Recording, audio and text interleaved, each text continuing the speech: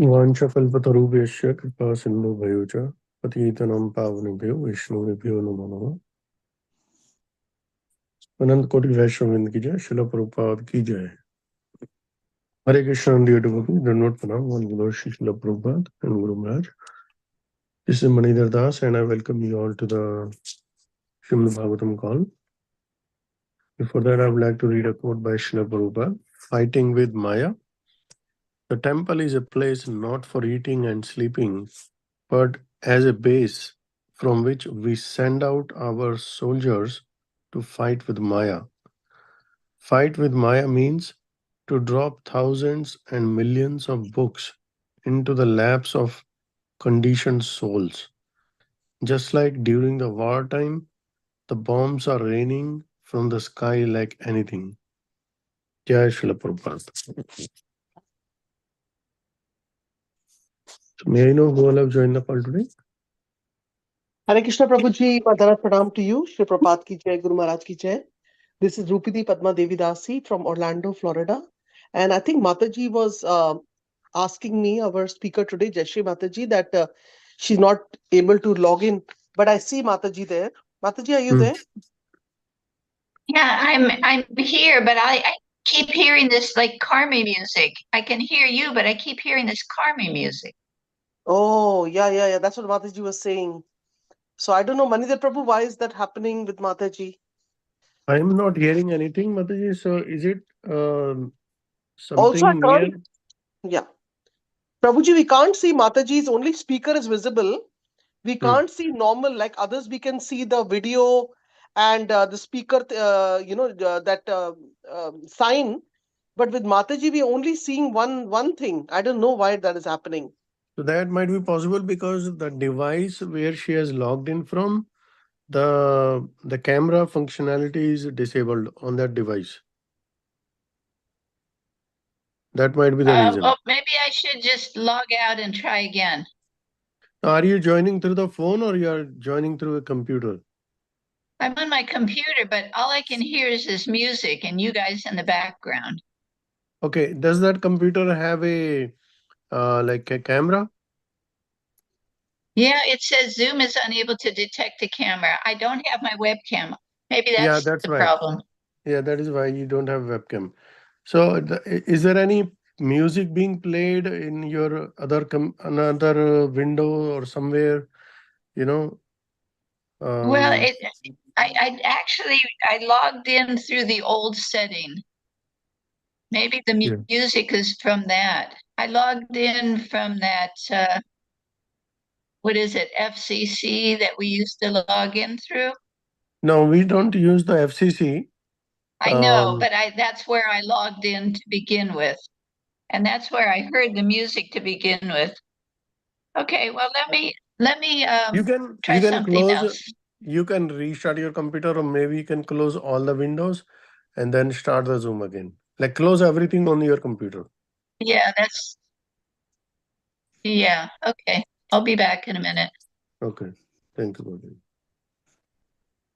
Hare Krishna, Hare Krishna, Krishna Krishna, Hare Hare, Hare Ram, Hare Ram, Ram Ram.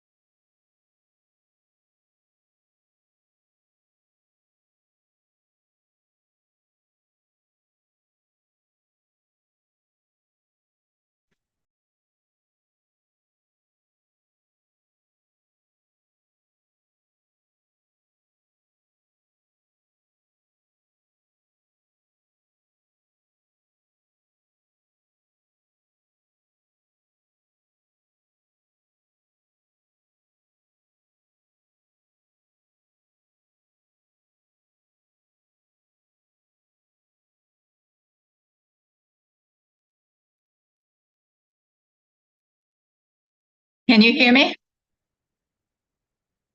Yes, Mataji. Yes, Okay. Mataji. Okay, yeah, it was the free conference call music because I had logged into that originally. Okay. That's where the music was coming from. So it's gone now because I closed it out. Yeah, Okay, Mataji, Mataji. we can't see your video. I don't know, for some reason. No, there is no webcam on her computer. That's why, Mataji. Yeah, I don't have my webcam. Okay, no problem. But you don't usually see me anyway. Yeah. That's okay, Mataji. Hare Krishna. Okay, we can start the class now. So, Hare Krishna, dear devotees, Dhamma Pranam. Today we are very fortunate to have Her Grace Jayasri Mataji from West Virginia. And Mataji is going to enlighten us from Srimad Bhagavatam, Canto 6, Chapter 14 and verse number 9. And also Mataji is going to speak on, enlighten us on Damodar Leela. Hare Krishna, Mataji, you may take over the call when you are ready. Thank you. Hare Krishna. Actually, we are speaking on verse 10. Verse 10, It said 9. It said 9 in one place, but I was told 10 and she said 10. So that's what I was connected with. All right. Good morning, everyone. Thank you for your service. It's such an important part of human life, devotional service. Again, I'm not moved. All my stuff is at my other new apartment, and I am living out of boxes in my old apartment because something happened with the security system. They won't let us move in. So sorry, I'm at a minimum, no cartels again. Jai Radha Madhava Kunja Bihari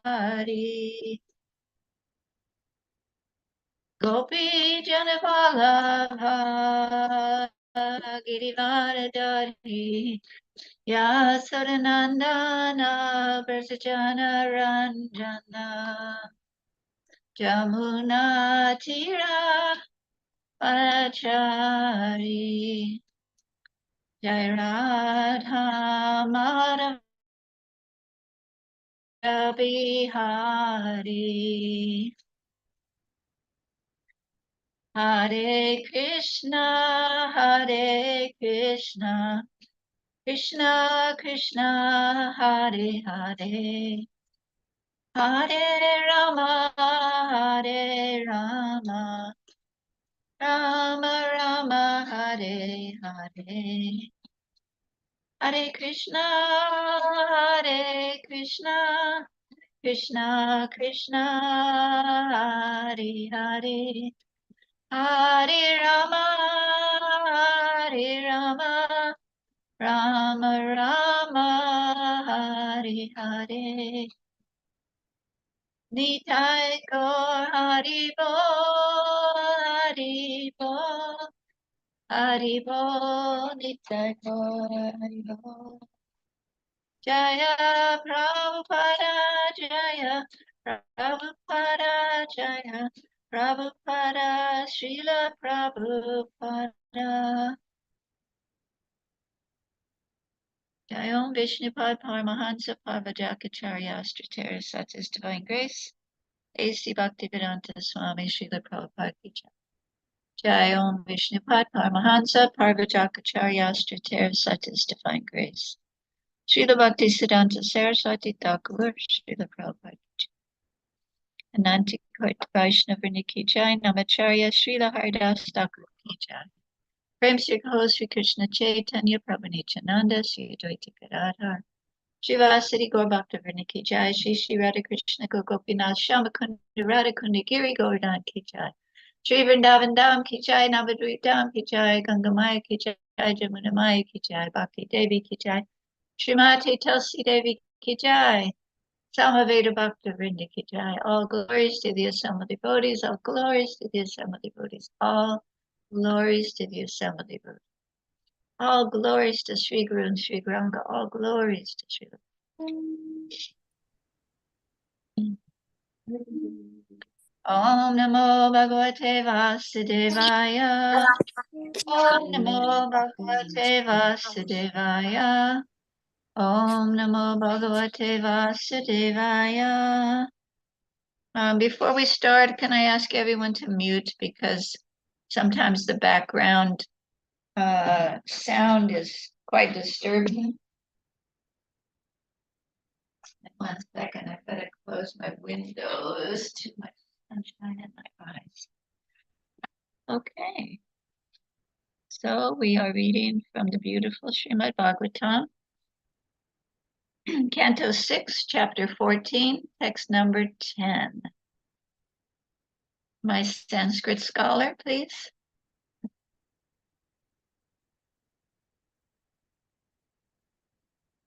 Uh-oh. Can you hear me? Yeah, Hare Krishna Mataji. The shloka is okay, Number 6.14.9. 10. We're doing 10. Okay, 6.14.10. Just a minute. Give me a second. Okay. SP 6.14.10. Okay.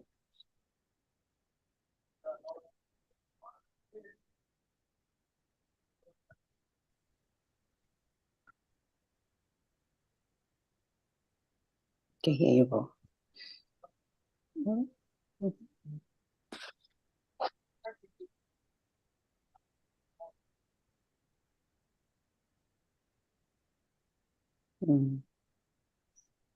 Okay. Asidvaja sarvabhaumah shuraseneshu vē nrupa chitraketuriti khyato yasyasitma kama dhumaghihi. Hare Krishna. Thank you. Uh-oh, I lost the verse here. Synonyms: Asit, there was; Raja, one king; Sarvabhauma, an emperor of the entire surface of the globe; Surasena, of the country known as Surasena, by indeed; Nripa, O king; Chitraketu, Iti, thus; Kaita, celebrated; Yasya, of whom Asit was; Kamaduk, supplying all the necessities; Mahi, the earth. Translation: O King Parikshit, in the province of Surasena there was a king named Chitraketu who ruled the entire earth. During his reign, the earth produced all the necessities of life. Purport by His Divine Grace, A.C. Bhaktivedanta Swami Srila Prabhupada. Purport. Here, the most significant statement is that the earth completely produced all the necessities of life during the time of King Chitraketu. As stated in the Ishopanishad, Isavasyam idam sarvam yat kincha jagajam jagat, tena taktena bunji tahama gridaha kasasvidana. Everything animate and inanimate that is within the universe is controlled and owned by the Lord. One should therefore accept only those things necessary for himself, which are set aside as his quota, and one should not accept other things, knowing well to whom they belong. Krishna, the Supreme Controller, has created the material world, which is completely perfect and free from scarcity. The Lord supplies the necessities of all living entities. These necessities come from the earth, and thus the earth is the source of the supply. When there is a good ruler, that source produces the necessities of life abundantly. However, when there is not a good ruler, there will be scarcity. This is the significance of the word kamduk. Elsewhere in the Srimad Bhagvatam 1.10.4, it is said, Kamam Varsha Parijana Sarva Kama Dukha Mahi. During the reign of Maharaj Yudhishthira, the cloud showered all of the water that people needed, and the earth produced all the necessities of men in profuse. We have experienced that in some seasons the rains produce abundance and in other seasons there is scarcity. We have no control over the earth's productiveness, for it is naturally under the full control of the Supreme Personality of God. By his order, the Lord can make the earth produce sufficiently or insufficient. If a pious king rules the earth according to the Shastric injunctions, there will naturally be regular rainfall and sufficient produce to provide all men. There will be no question of exploitation, for everyone will have enough. Black marketing and other corrupt dealings will then automatically stop. Simply ruling the land cannot solve man's problems unless the leader has spiritual capabilities.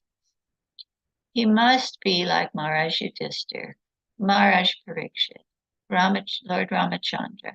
Then all of the inhabitants of the land will be extremely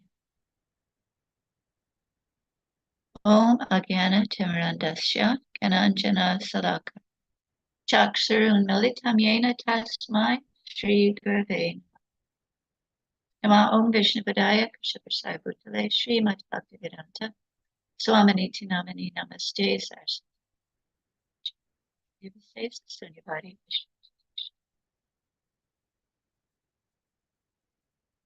Sri Krishna Chaitanya Prabhu Nityananda Sri Advaita Gadadhar Shivasari.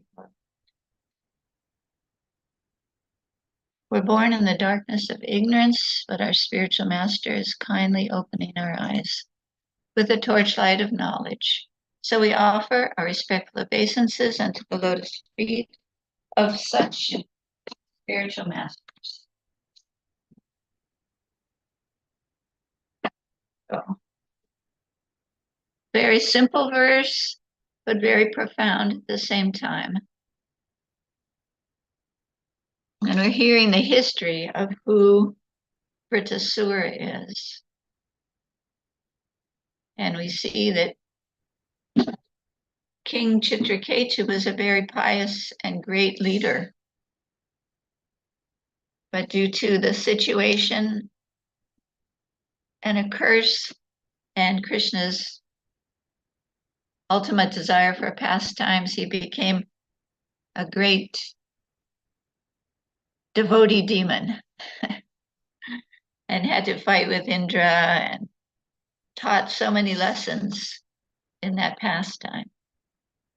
So when I met Srila Prabhupada, actually the first time I met him, there was no Krishna consciousness in Hawaii. Prabhupada had just gotten there a few weeks before. Gursindar had worked 2 or 3 jobs to acquire an old house out in the countryside in Hawaii on Oahu.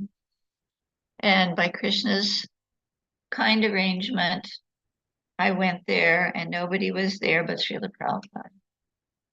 And he started talking about God, basically. Of course, I had no idea who Krishna was, so he wasn't talking on that platform. He was speaking very simply to me. But he told the story of Lord Ramachandra. And he said there was a great king named Ramachandra. And he was so magnanimous that he ruled the citizens in such a way that everything was provided for them. They needed absolutely nothing. And he said that one of the citizens came to him because his son had died. And he challenged Ramachandra. He said, "It is your fault that my son has died." He said, in a good king, there is no such thing as this child dying before the father. So he was really not happy. And Prabhupada was saying that when there's the right governing, the land supplies everything. The weather is good. The food is in abundance. The minds of the people were peaceful. children don't die before their parents. So in this case, of course, it was a pastime, but this man was blaming Lord Ram, which I thought was very interesting. And I was thinking at the time, I remember thinking at the time, wow, I wish I was in that kingdom. It says in the Srimad Bhagvatam, Canto 1, Chapter 1, Text 10, O learned one, in this iron age of Kali, men almost always have but short lives. They are quarrelsome, they are lazy, they are misguided, they are unlucky, and above all, they're always disturbed. So the symptoms of the present age, as we all are experiencing, are very difficult and very prominent. In this iron age of Kali, men almost always have but short lives. There's very few people that live to be 100, right? So many difficulties. Look at the world, what a terrible condition. So many people without food, without shelter, in wars, pestilence, hurricanes, tornadoes, droughts, floods, fires. What a terrible, terrible time. And if someone lives a long life, it's quite amazing. My son, my oldest son, Vasudev, he told me to watch a movie called Live to 100. And it's a documentary. It was on Netflix. And I watched it a little at a time, but it was quite interesting. It was this one man who was documenting all over the world. There's areas that are called, I believe it's the blue zones, where lots of people live a very long life, like in their hundreds or up to 100, but a concentration of them. So he's gone to these places to see what is it these people are doing. And it was interesting because in those areas, people had a very simple lifestyle. They lived more off the earth, more naturally, just very simple. They exercised. They didn't like do everything in the gym or just be lazy and, eat a lot of garbage food. They exercised. They ate fresh food. They had good water. They had gardens. They gathered in groups to sing and to play healthy games and to support each other. A lot of these people that you could see had these little tiny, like one-room houses. It's not that they were living in a big, 5-bedroom place with all kinds of workout equipment, and they were living more off the land, but they were healthy. It's not that they just lived to 100 on machines. They were actually healthy. They weren't eating processed food. They were eating food that was grown locally. They weren't sitting around, just with their face in a TV or a computer in a lazy boy chair.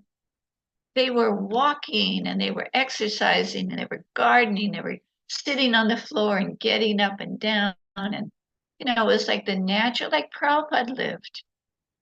Prabhupada lived. Actually, I think, this is my speculation, so I make that announcement ahead of time. If Prabhupada hadn't really worn himself out by so much extensive traveling, so much preaching, Prabhupada said, I want to die on the battlefield. And that's exactly what he did. He 14 times around the world in 10 years, I believe it was. Always on the go. The young people couldn't keep up with him. He was moving at a lightning pace. He wanted to do as much as he could. If he hadn't have lived that lifestyle, he probably would have lived to 100. Not that that's the goal of life. Like it says, what is the use of living like the trees, right? If you're not cultivating spiritual life, living a long life. But at the same time, we want to live a healthy life. And Prabhupada showed by his example, what did he eat? Did he go to the store and eat all kinds of old boxed food that had chemicals and it was like 2 years old in a box? Never, never. He always ate fresh things. Excuse me 1 minute, I have something on this.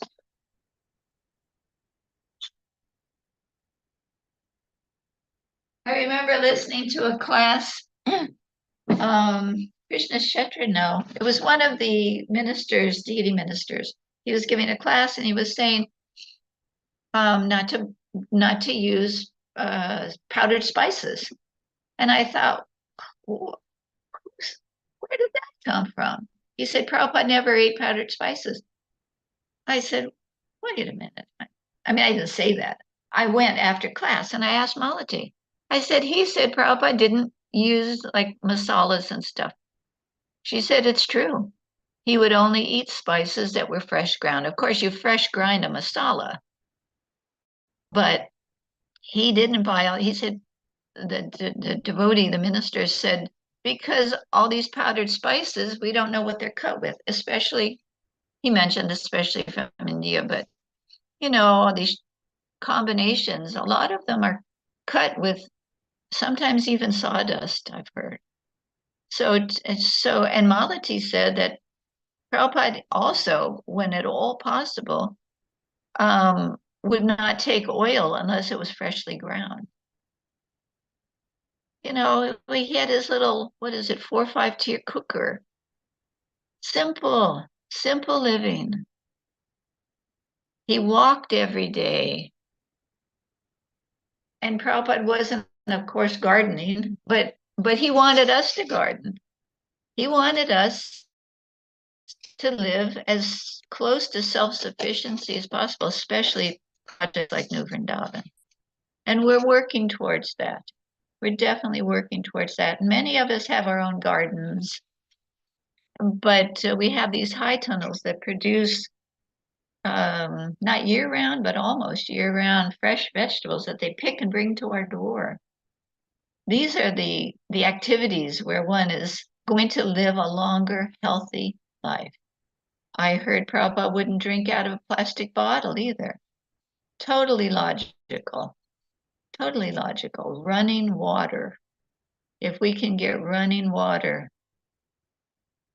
that's pure, that's the best thing. Not so easy, but. So these people that are living long lives, they're not going to clubs. But what's happening in our society? We have corrupt rulers. We have rulers with so much money. And are they helping the people? Probably a few of them are. But all in all, we see the example of Rupa Goswami. Prabhupada uses him as an example, right? He retired from government life and he had a whole boatload of gold. And he gave half of it in charity, especially for spreading God consciousness, Krishna consciousness. He gave part to the family and he kept part against calamities, which I don't believe he ever used. I think his brother used it to get out of the jail, or maybe I have them mixed up somehow, but I think I'm right. So our leaders, are they building? I was listening some years ago. Prabhupada was talking about Prahlad Maharaj, and he was saying that in the kingdom, it was either Prahlad or Dhruv Maharaj. I'm sorry, I looked for it last night, but I couldn't find it. My computer was like bouncing all over for some reason. and we've had trouble with our internet. He would collect taxes from the citizens, and then he would totally deplete his whole treasury for the citizens, for roads, for parks, for wells, for flowers, for making sure everyone had what they needed. But what do we see? We see all kinds of people making huge salaries, so-called governing, but they're, look at the people of the world. Just read what's happening in all these countries, and we can see the quality of the leaders.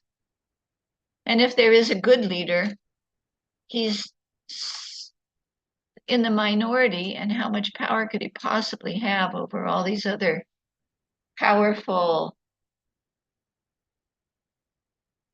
I don't want to say rakshasas because that's not a nice way to put it, but people with a poor fund of knowledge on how to actually govern. They're the blind leading the blind. The new leaders are learning from the old leaders that didn't really care for the citizens.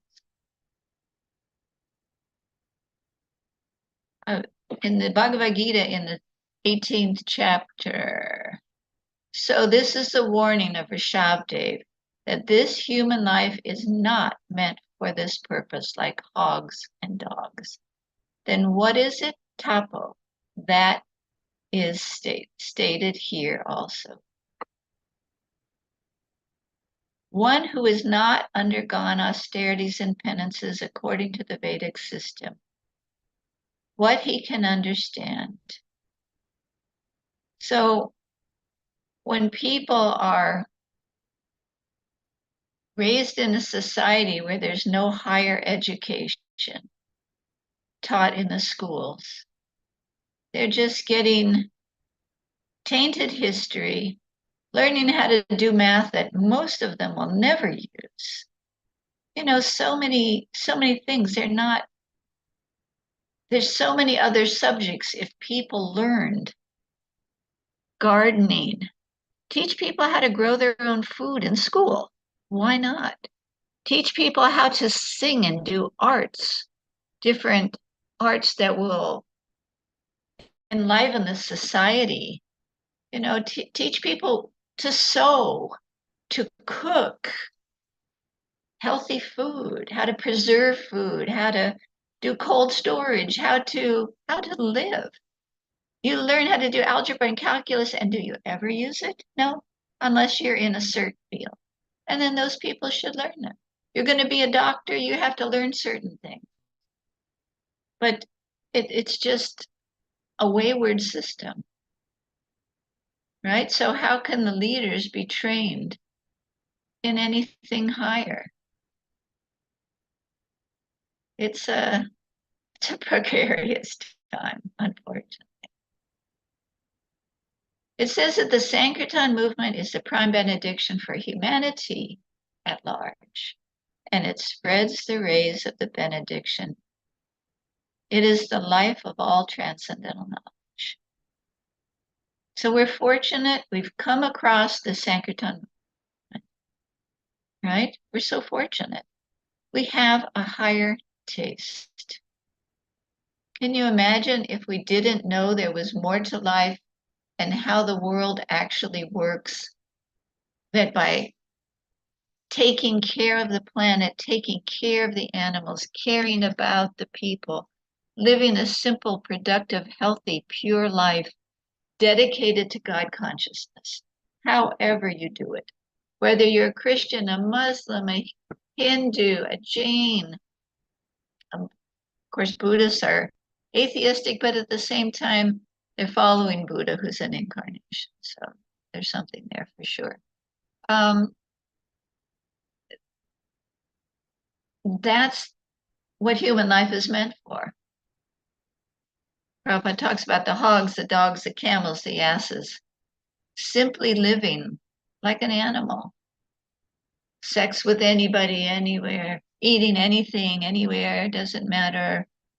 It's like, oh, the big American society, everyone should follow it. Should they? I don't know.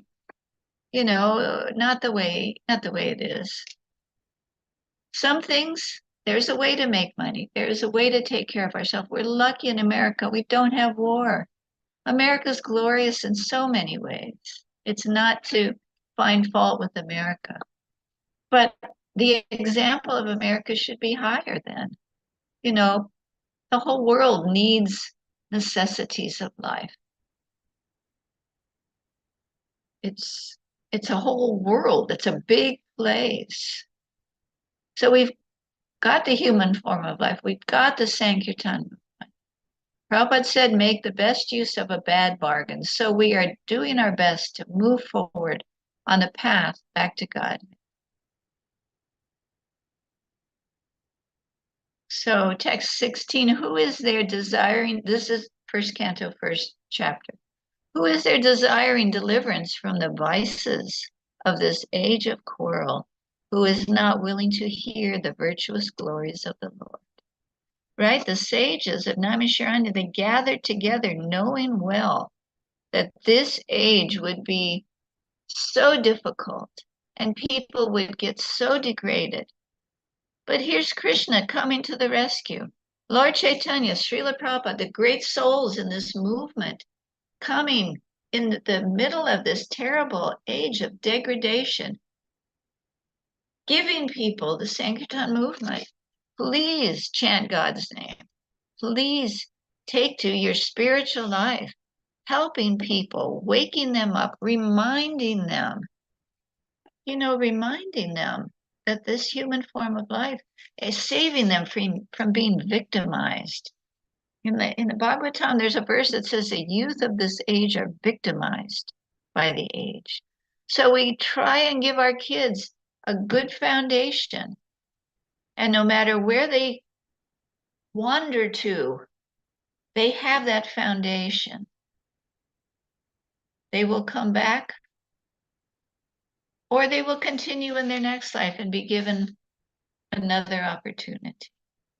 But we do our job. We do our job as far as our service to our spiritual master, to the Lord, to the Sankirtan movement, to the devotees, to our family. We give the best we can of this God consciousness. In text 22, we think, now this is always reminds me of Srila Prabhupada, so I just thought I would put it in. We think we have met your goodness by the will of providence, just so that we may accept you as the captain of the ship for those who desire to cross the difficult ocean of God, which deteriorates all the good qualities of it. So Srila Prabhupada, like a great warrior, although he was in Vrindavan, he was at the hub of the universe. He was at Rupa Goswami's Samadhi. And all these other Samadhis that are at the Radha Damodar temple, he was at a temple established by the Goswami in Vrindavan. And in those days, it was not like it is now. It was peaceful and quiet, where someone could do so much meditation on the Supreme Lord and his pastime. What did Prabhupada do? He wrote 3 books, and he left his comfortable, safe situation at the age of 70, crossed the ocean on a cargo ship. Could you imagine? If someone said to you, I will give you free passage on a cargo ship to go anywhere in the world you want, would anybody go? No. Prabhupada had such a mission. He was so empowered that he took that risk. And he had heart attacks on the ship. But did that stop him? No. He went to Boston Harbor, and then he went to Butler, Pennsylvania, and then where? On to New York. And he had his books, and he kept preaching, he kept trying, and he kept trying and trying until finally the floodgate opened and he was able to do what he came to do. He started the Hare Krishna movement, the ISKCON movement. Such a great personality. What do they say? He's the commander-in-chief. There's so many other great souls that are pure devotees, but Prabhupada had a certain mission. And ISKCON has a certain mission. And that's our good fortune. It's easy to find fault. Oh, this person did that, and that Pujari did this, and this temple president did that, and this devotee's doing that, and look at him, he's not like this, he's not doing that. I'm doing this, I should be done like this. It's like we got to clean up our own act and try and stop fault finding. It's a contamination in the heart. A pure devotee does not find fault with everyone. Everywhere he looks, finding fault, finding fault. It's like a disease. So,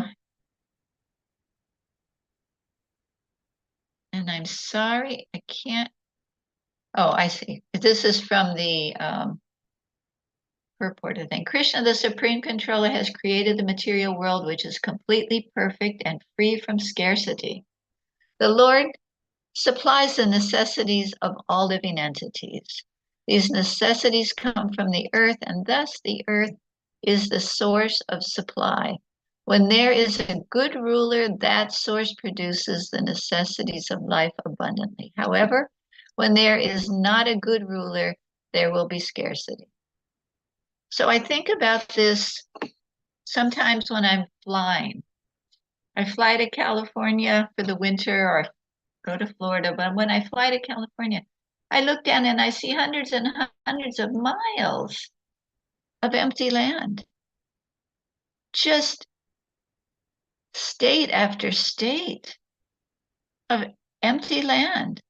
No houses, no produce. And I think how odd they complain about overpopulation. Everyone's crowded in the city, but there's so much land. Why are so many people crowded in the city, tightly packed up, living on the streets? The earth is there, the water's there. It's that there's no good rulers that have the vision to decongest the cities and make habitation for people, like make small villages where people have a supply of water, where there's food grown, where there's ample supply of everything they need. It's not that it's not possible. It's that there's no one with a good vision who can actually do it. What is the scarcity? Prabhupada's pointing out here, the verse is pointing out, the earth can produce. But when there's so many corrupt rulers and the people themselves are corrupt and not seeking a higher consciousness and service to God, then the earth withholds.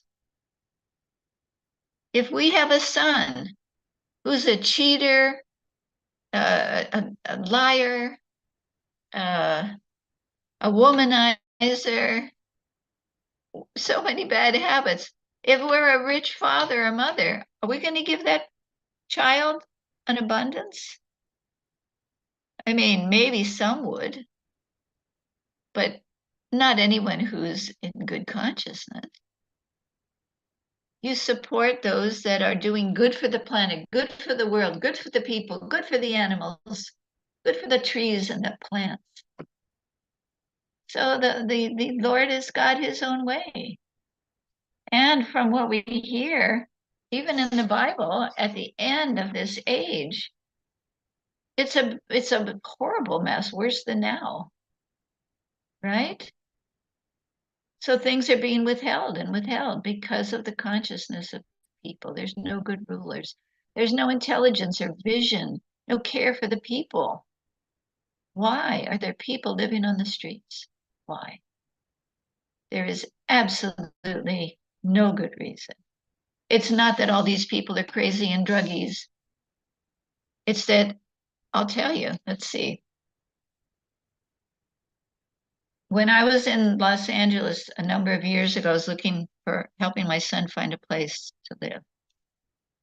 And there was, like 1-bedroom, 2-bedroom apartments, $2,000 to $4,000.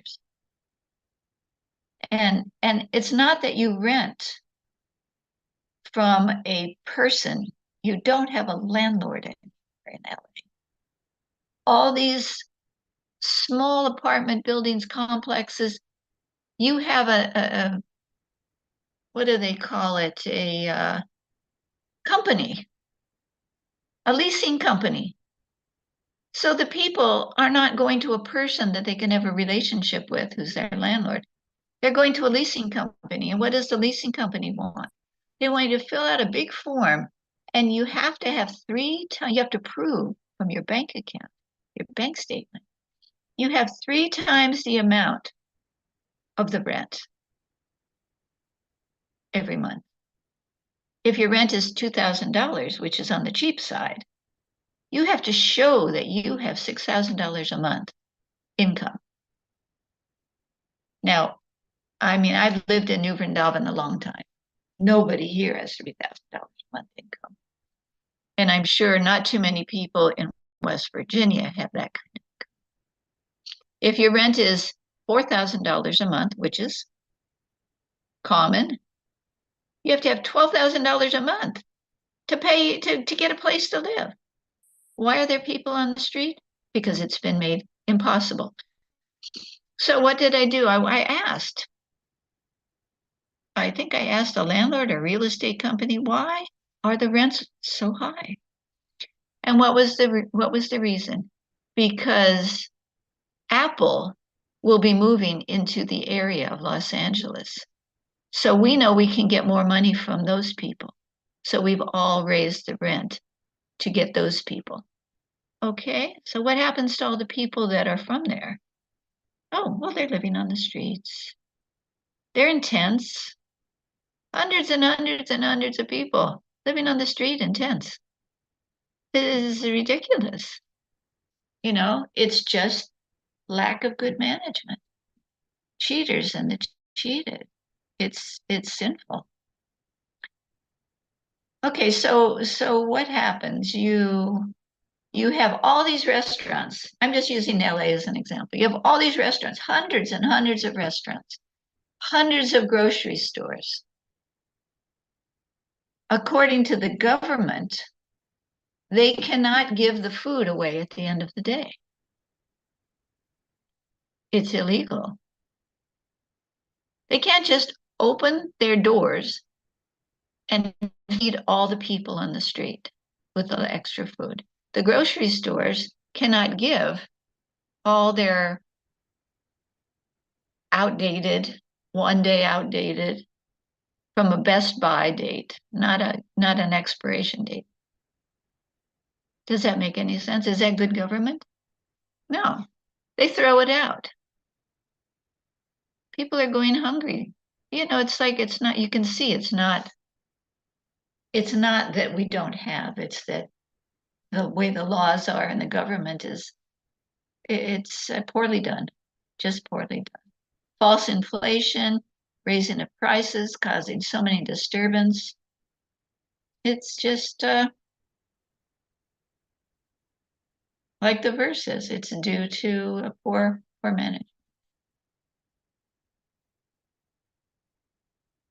So in Ram's kingdom, no one went hungry. In Yudhishthir's kingdom, no one went hungry. Apparently in Chitraketu's kingdom, no one went hungry. Why should people go hungry? It's a big planet that can produce enough food for everyone. It's very idealistic because it's so impractical. But really, the planet could produce enough to house, feed, clothe everybody. There's really no reason why it's not done. It's just the bad influences of bad people, bad government, bad habits. It's just so we as a society, I believe we're the top vegetarian food distribution in the world. And we're distributing prasada. I mean, we're not perfect, that's for sure. We have a lot to learn. Our ISKCON can improve, of course, but it's our base. It's our good fortune. You know, many years ago, I read a book when I was in Malaysia. We had a small preaching center in Malaysia, and it was a Christian book of saints. Some of them were queens, some of them were princesses. There were kings and princes, and they were saints. And how did they live? Did they live with diamond jewelry and while their kingdom served them? No. They lived in one little room in the palace, and they used their wealth for their people, for their health, for medicine, for food, for clothing. They took care of their citizens like their children. And that's what's supposed to be done, right?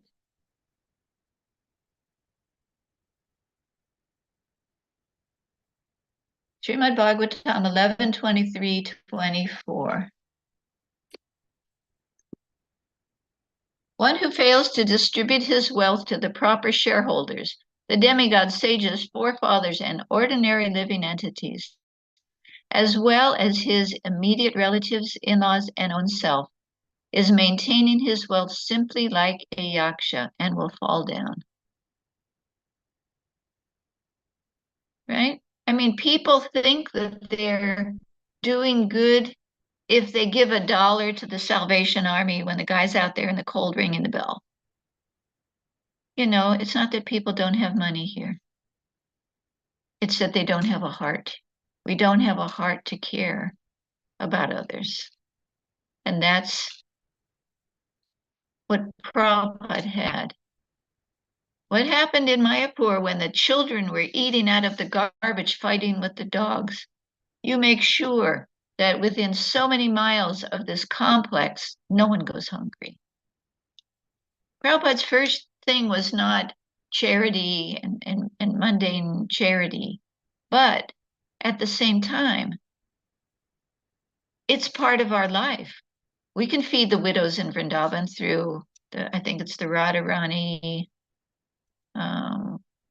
it's something with Urmila and her group. They feed the widows, they clean the holy places. We can support the Food for Life. We can do so many things with our money. But giving people a chance to change their heart.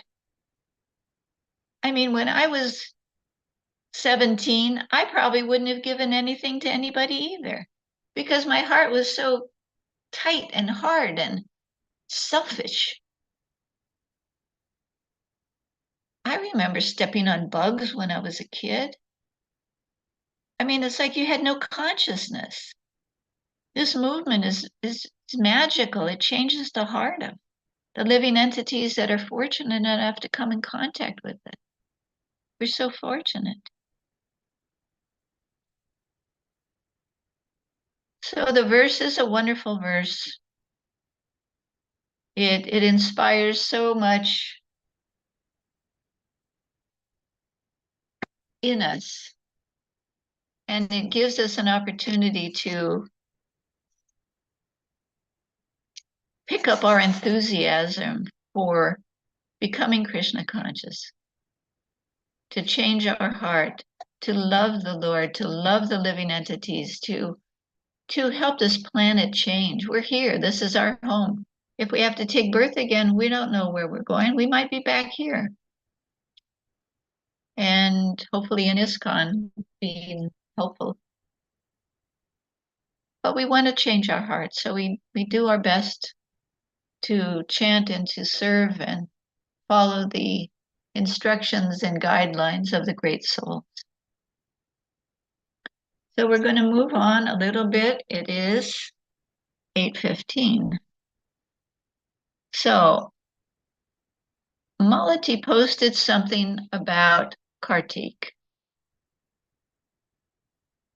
So this is Srila Prabhupada answering someone. Someone asked him, you have asked about the specialness of the month of Kartik. And the answer is that it is a special inducement for persons who are not in Krishna consciousness to perform some devotional service. For persons who are doing nothing in Krishna consciousness, it is an indirect inducement to take the devotional service in earnest seriousness. Every moment is Kartik. In this connection, there is a good example that sometimes a store gives special concessions to attract new customers. But for those who are already customers, there is no need of a special sale. They will purchase at any cost if they know the import and value of the goods. Similarly, those who are pure devotees do not aspire for any concession, and out of spontaneous love try to engage themselves in devotional service. I thought that was interesting. I mean, many years ago, we did not celebrate Kartik. We did not do Damodar prayers. We were on a mission. Prabhupada didn't introduce that. And it's not that it was wrong. It's like he says here, that's for people who are not Krishna conscious, doing service regularly. It's a concession so that they will at least come to the temple during the month of Kartik, at least go to Vrindavan, at least light candles, at least think of Damodar. But for those that are engaged fully in devotional service, it's not that it's not special, it is special. It's just that it's not the only time, you know. Prabhupada said we could have a festival every day, and we do. I mean, there's so many things on the Vaishnava calendar. This disappearance, that appearance, this pastime, this holy day. You know, Kartik is one of them, and singing the Damodar prayers we do every morning and evening here in New Vrindavan. It's so beautiful. And what is the prayer? The prayer is not, please take me back to Godhead. I'm going to worship you so you'll take me back to Godhead. Or liberate me from my suffering. The prayer is so simple that your childhood pastimes always appear in my heart. What other benediction is better than that? It's just so beautiful. It's so simple, the heart of a pure devotee. He's not asked to, you know, when you hear Prabhupada's prayers, he just had a heart attack or two on the ship. He's coming, he's writing a prayer in the Boston Harbor. What is his prayer? Is his prayer, dear Krishna, get me out of here. I'm suffering so much. I'm your devotee. Why am I suffering? Just take me back to Godhead. No, he's not praying like that at all. I've come here to preach. I'm your puppet. Do with me what you want. If you want to make me a success, if you want to make me a failure, I'm yours. Please make me dance. Make me dance. Make me dance, Lord. Amazing. We take it for granted, but sometimes we actually get it. We actually see the greatness of these simple, beautiful prayers. And saints. Look at Narottam Das Thakur. He was the son of a king. He could have stayed in the kingdom and done a little service and heard Srimad Bhagvatam or whatever they were preaching at the time. he had that one devotee who would read to him. But no, he left it all. Our goal is not to accumulate as much as we can. And I always say this, but like Yugala Kishore would say, I'm preaching to myself. It's not to accumulate, it's to renounce, to simplify our life so we have more time. For preaching, if we could inspire that enthusiasm, that fire in our heart that made Prabhupada come to the West, that love for our Guru, that love for Krishna, that deep devotion and desire to follow the instruction of our spiritual master, how glorious our life would be. When we first started with Prabhupada, we had nothing, absolutely nothing. I had a box the size of a computer paper box with everything I owned. Amazing.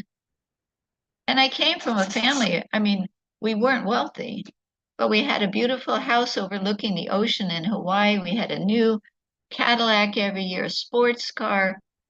It's not that I was poor and starving, but we were running with Prabhupada. Prabhupada was running after Krishna. We were running after Prabhupada, and we were so satisfied. I don't ever remember thinking, oh boy, I wish I had a ring or a jewel or earrings or shoes. It was just that intense fire in the heart to serve Krishna and to find Krishna and to please Prabhupada. And how amazing. I mean, hundreds and hundreds of us. Prabhupada was like the Pied Piper. There's a fable. There was a place that was infested with rats, and everyone was suffering with all these rats. And they called for this one fellow. He played up a little flute called a pipe. And he was the Pied Piper, and he played his flute, and all the rats followed him. And I think they went into the ocean, fell into the ocean or something like that. Prabhupada was like the Pied Piper. He played his flute, and just like hundreds and hundreds of young people, mainly, just followed him and gave up all their nonsense and sinful life, and just for that taste of devotion that Prabhupada carried. Wow, so satisfying to the heart. So we're so fortunate. We're still connected with all that. So we want to do our best and go towards renunciation more than accumulation. What is it Radhanath Maharaj says? The weapons of mass distractions. So many distractions. And it's so easy to get caught up in. Anyway, all glories to the month of Kartik, all glories to Srila Prabhupada, all glories to Srimad Bhagvatam and the assembled devotees. So I will stop there. Is everyone there, or are you sleeping, or did I get disconnected?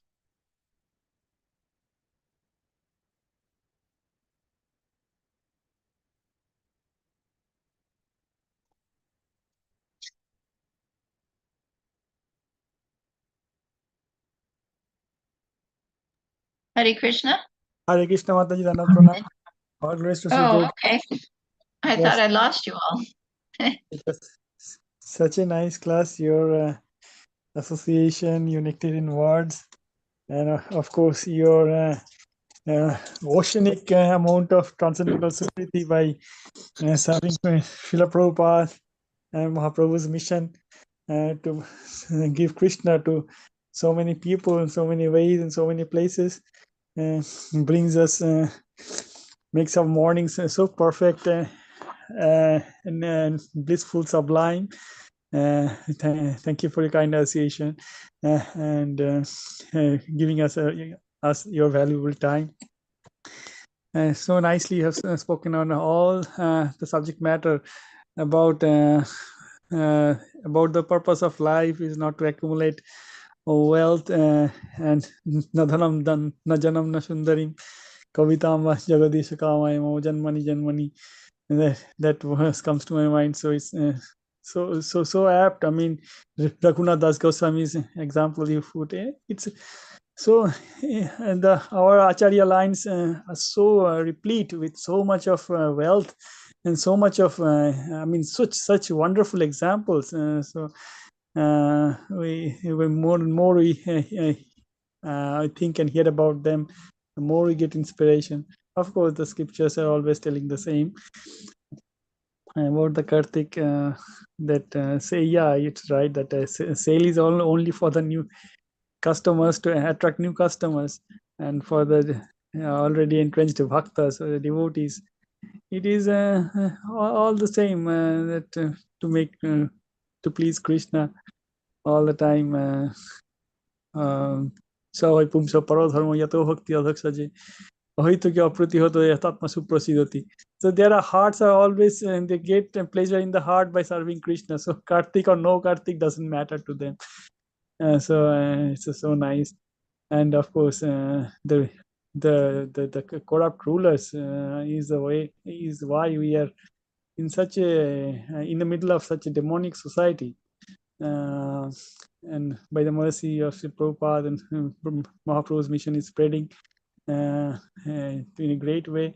In India, it is spreading very nicely. In the West also, it will come back soon.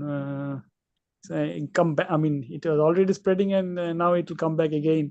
So hopefully, I mean, of course, it's predicted that the Prabhupada's mission will bring about this end of this demonic rule. I mean, the demonic society, demonic consciousness, and spread the Bhagavad Dharma all around. And before, of course, the inevitable rule of Kali takes its grip. It is so nice to have realized all these aspects from your nice and wonderful class, Mataji. Thank you, Hare Krishna.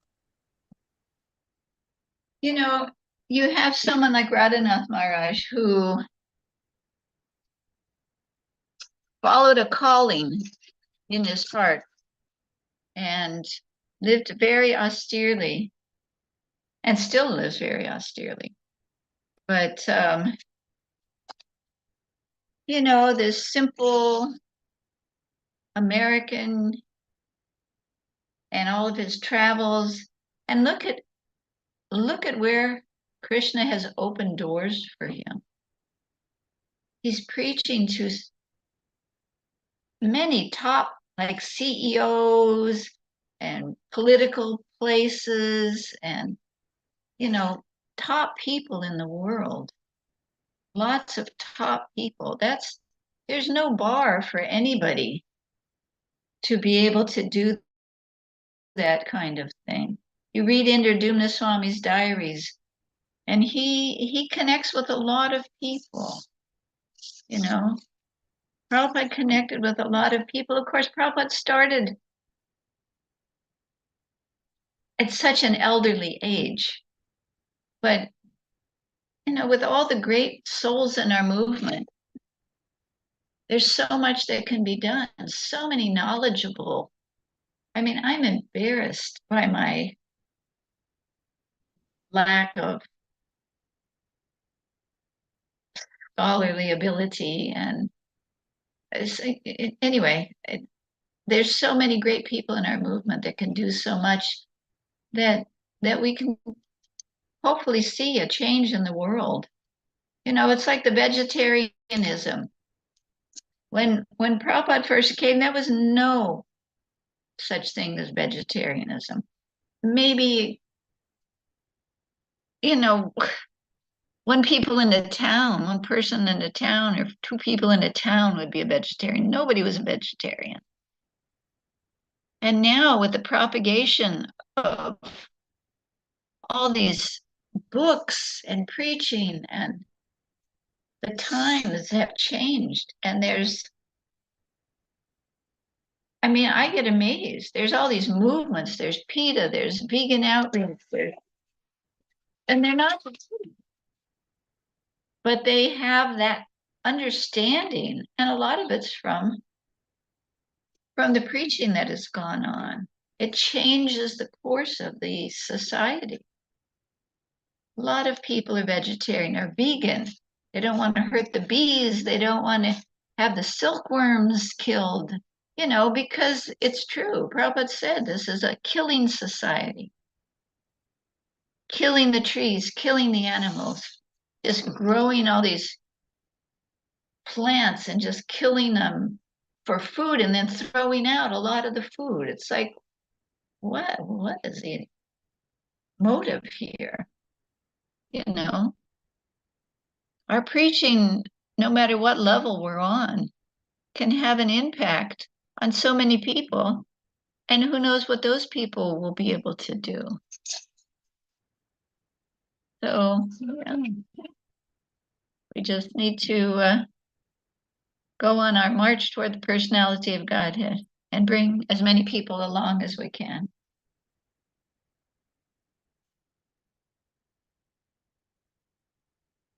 Thank you for your comments. I appreciate it. Hare Krishna Mataji, Pranam. Such a beautiful class, Mataji, as always.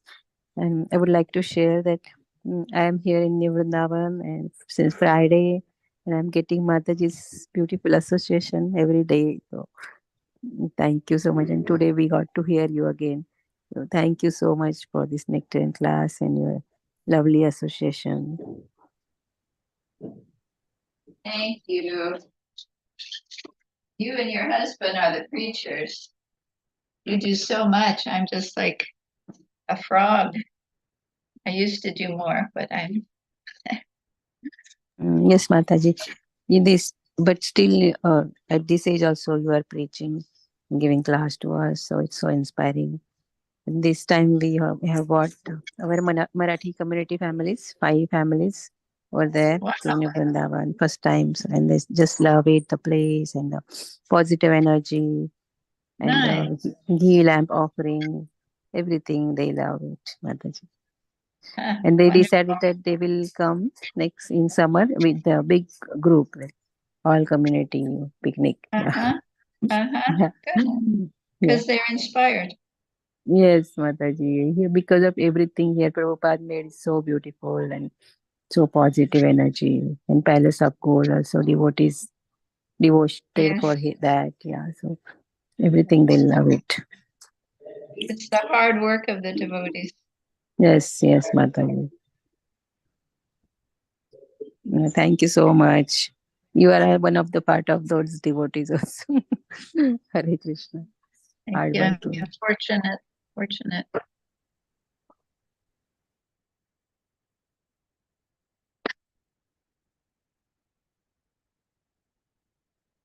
All right.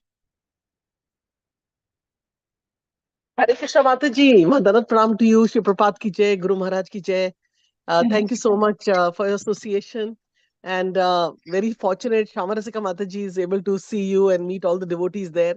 I came one time, but I didn't got to meet you. But why?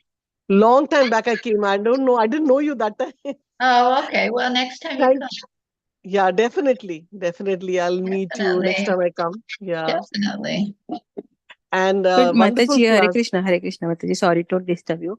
But Yeah. Mataji, Jayasri Mataji, Rupini Padma Mataji stays in Orlando, Florida. So if you are traveling to Florida, please contact her and visit her place. It's a very beautiful place she has. I'm actually I'm not going to go to Florida this year again. I'm going to go to California to be with my son still. Just okay. Till I get really healthy. Yeah.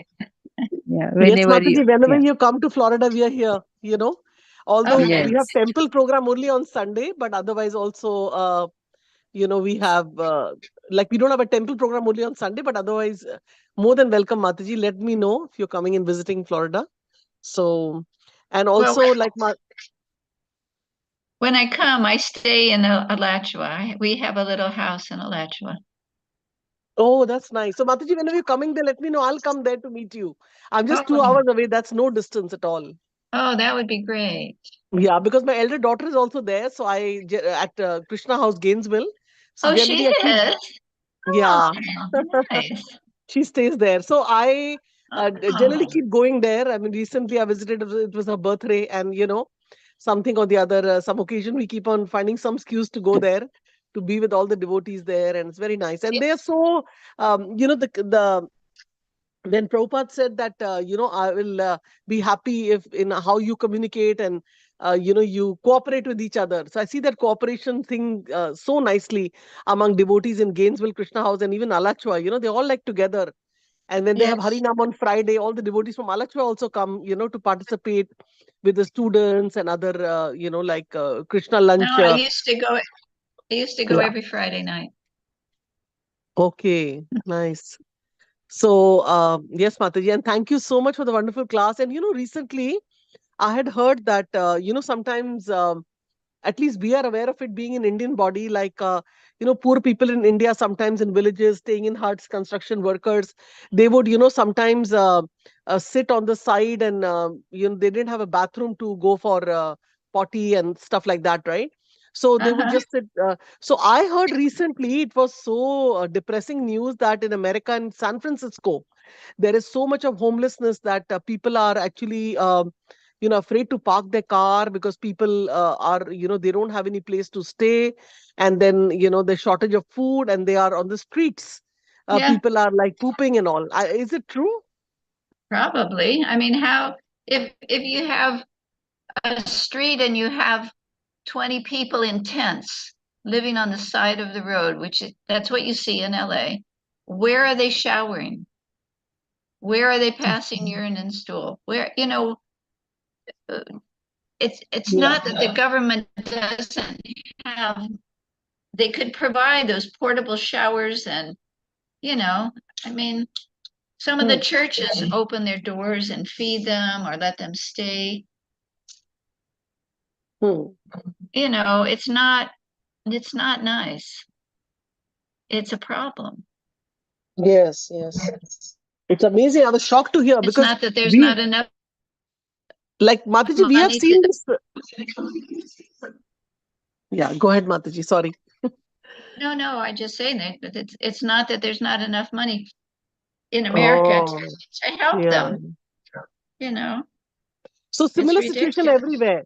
I heard sometime when somebody asked Srila Prabhupada that, this is like a heavenly planet, America, and India is like, a little bit poverty stricken. So it's more like Earth. They compared Earth and heavenly planets.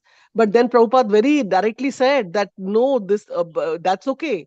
But birth, death, old age, disease is everywhere, and of course, poverty and all these things. And like, I think one time he was making a comment. I might be mistaking and saying from my mind that I thought that poverty is in India only, but here also I see people are beggars, and there are so many. So all these things are all over the world. So it's like a universal distress of birth, death, old age, disease, and also other things. And now it's very prominent because we are used to seeing this right from the childhood, and now, like, literally I heard that especially when you're driving in Delhi and then there are these beggars there, they'll come to you very humbly, but if you don't, if you put your window down, then they will might even spit at you, or they will, say some bad words. So it's very frustrating, their life, of course, but then, so all these things are there, all these people are there on the road, and their life is not so good. So yeah, like, but it's also being seen now very visibly in USA. So, which, we thought this country, everybody is, money is not a problem, but no, there is situations where, this thing is there. So, yeah, thank you for mentioning all these points, Mataji. And you always give examples of, your life experience and about Srila Prabhupada, and, and I was also thinking that, sometime when Damodar month comes, like, mostly everything we are doing every day only. Just we do the Damodar Leela, we do a little extra reading, but pretty much for us it's like 365 days. You know, uh, we are we are trying to serve Krishna in whatever capacity we can. Right. I mean, the homelessness and stuff is not something that you used to see. Yes, yes.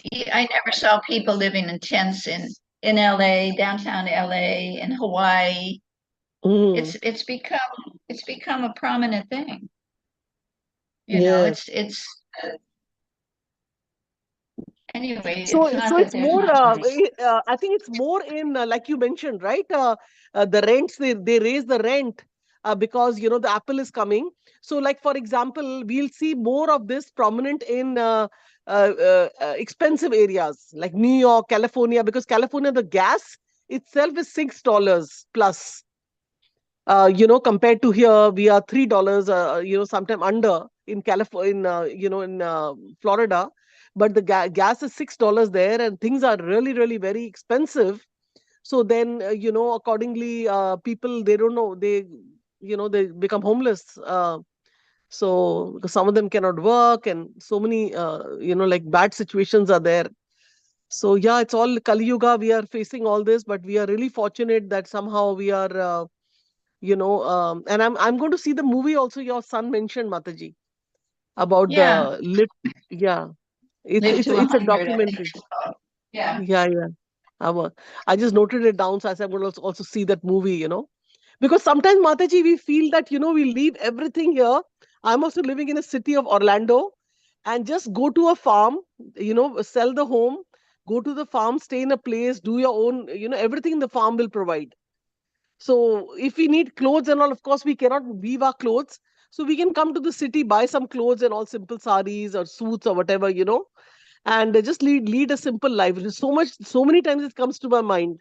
But then we are so trapped here, you know, like, but the only, like, you know, you said the bad bargain, Prabhupada ji said that it's make best use of the bad bargain is that even if you're in the city, we're just trying to do the bhakti, you know, and connect to devotees. That is the only best use we are doing for the bad bargain we have. Right, Mataji? Yeah. Yeah, but we need to keep hearing so that we don't slide backwards. Yes, You yes, know, yes. it's easy. Yeah. Yes, We want Mataji. to keep simple and not accumulate stuff we don't need. Spend money. If you have money to spend to get a new sari instead of the one that you got last month or the month before, you know, why not